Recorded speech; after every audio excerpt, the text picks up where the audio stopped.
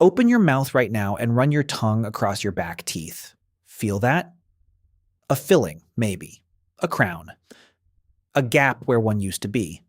Now imagine a skull, 30,000 years old, pulled from a cave with a full set of teeth still intact. No cavities, no decay, no dentist, and somehow they're in better shape than yours. That's not a myth. That's the fossil record, and it raises a question you've probably never asked. What did your ancestors know about their mouths that you don't? For most of human history, dental disease was rare. Not occasional, rare. Anthropologists studying pre-agricultural skeletons, humans who lived before farming became widespread, consistently find remarkably low rates of cavities. Some studies estimate less than 2% of teeth in these populations show any decay at all. Compare that to modern populations, where the average adult has dealt with cavities in the majority of their teeth by middle age. Something changed, and it wasn't your ancestors' toothbrushing habits because they didn't have any. So what was actually going on inside those ancient mouths? Anthropologist Clark Spencer Larson has spent much of his career comparing the teeth of hunter-gatherers to those of early farmers, and the pattern he found is almost too clean to believe. Wherever agriculture appears in the archaeological record, cavities appear right alongside it, not gradually, sharply. The moment humans began relying heavily on grains and especially processed carbohydrates, dental decay exploded across the population. Here's the mechanism behind that. Bacteria in your mouth feed on sugar and starch. When they do, they produce acid. That acid eats away at enamel. Hunter-gatherer diets were high in fibrous plants, tough meats, nuts, and roots, foods that require serious chewing and don't linger on the tooth surface. Farming diets introduced soft, starchy, sticky foods, grains ground into paste, that clung to teeth for hours, and gave bacteria a nonstop buffet. But there's more to it than just diet. Ancient jaws were different. Not slightly different, structurally different. Orthodontic researcher Robert Corricini has studied this extensively, comparing skulls across generations and cultures. His findings point to something surprising. Modern humans, especially in industrialized societies, commonly develop crowded, crooked teeth and impacted wisdom teeth. Ancient skulls almost never show this pattern. Their jaws were wider. Their teeth had room to grow in straight, aligned rows, with space left over.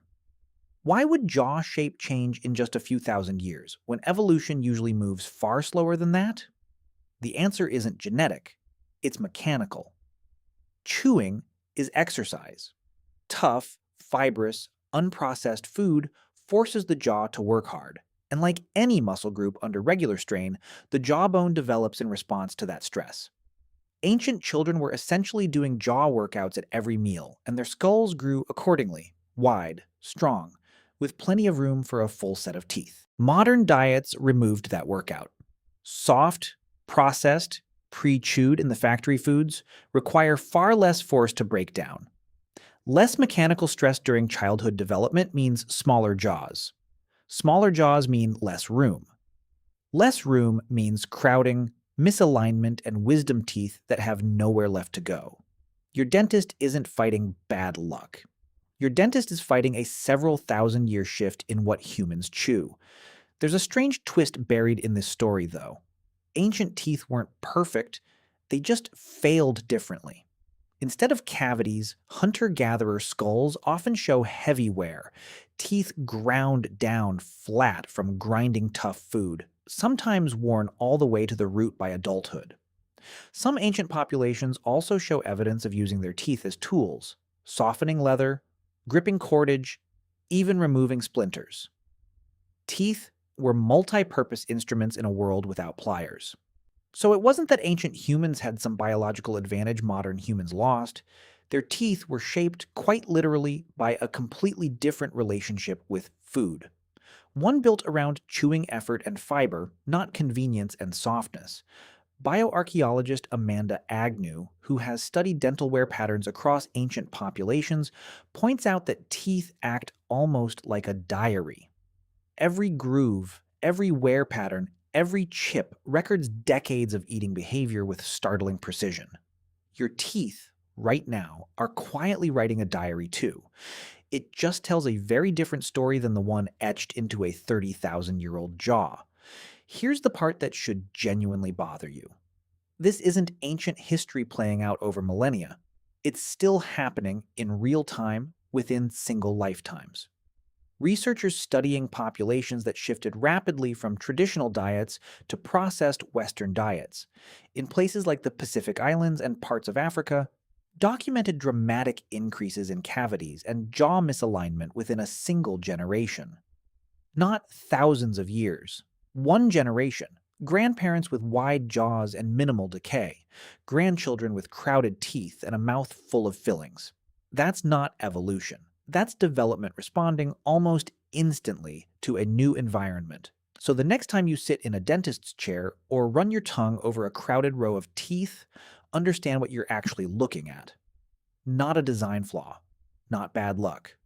A mouth built by soft food, processed sugar, and a jaw that never got the workout it evolved to expect.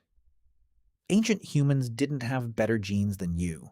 They had a harder diet, and in the strangest possible way, that difficulty built something stronger.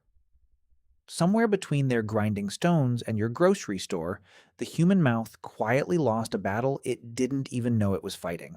Open your mouth again. Feel that filling, that gap, that crowded row along the back. That's not just decay. That's the story of everything your ancestors chewed and everything you didn't have to.